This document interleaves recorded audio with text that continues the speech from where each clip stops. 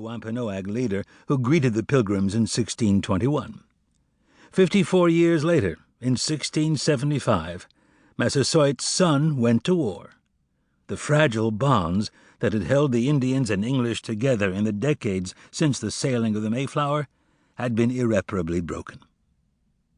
King Philip's War lasted only 14 months, but it changed the face of New England.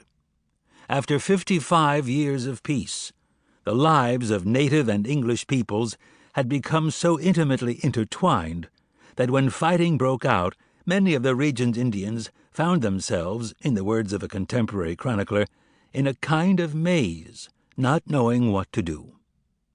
Some Indians chose to support Philip. Others joined the colonial forces. Still others attempted to stay out of the conflict altogether. Violence quickly spread until the entire region became a terrifying war zone. A third of the 100 or so towns in New England were burned and abandoned. There was even a proposal to build a barricade around the core settlements of Massachusetts and surrender the towns outside the perimeter to Philip and his allies. The colonial forces ultimately triumphed, but at a horrifying cost. There were approximately 70,000 people in New England at the outbreak of hostilities. By the end of the war, somewhere in the neighborhood of 5,000 were dead, with more than three-quarters of those losses suffered by the Native Americans. In terms of percentage of population killed, King Philip's War was more than twice as bloody as the American Civil War and at least 7 times more lethal than the American Revolution. Not counted in these statistics are the hundreds of Native Americans who, like the passengers aboard the Mayflower, ended the war as slaves. It had taken 56 years to unfold, but one people's quest for freedom had resulted in the conquest and enslavement of another.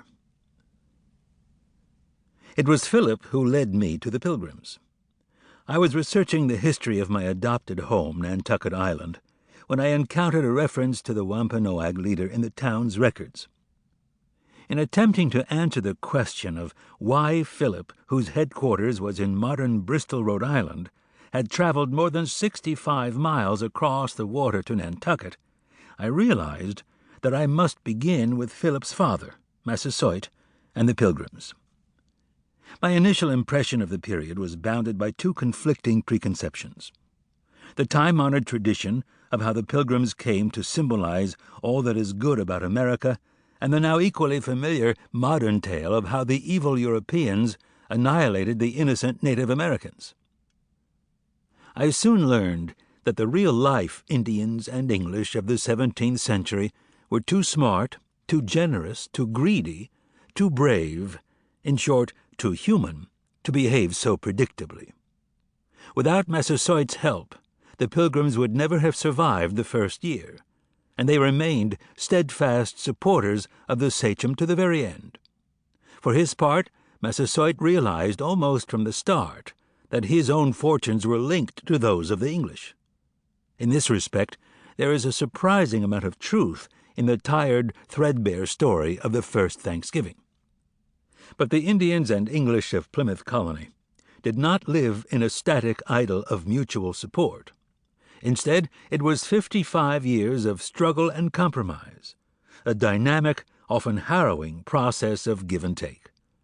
As long as both sides recognized that they needed each other, there was peace. The next generation, however, came to see things differently. When Philip's warriors attacked in June of 1675, it was not because relentless and faceless forces had given the Indians no other choice. Those forces had existed from the very beginning. War came to New England because 2 leaders, Philip and his English counterpart, Josiah Winslow, allowed it to happen. For Indians and English alike, there was nothing inevitable about King Philip's War, and the outbreak of fighting caught almost everyone by surprise.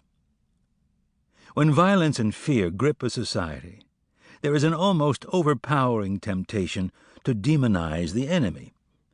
Given the unprecedented level of suffering and death during King Philip's War, the temptations were especially great, and it is not surprising that both Indians and English began to view their former neighbors as subhuman and evil.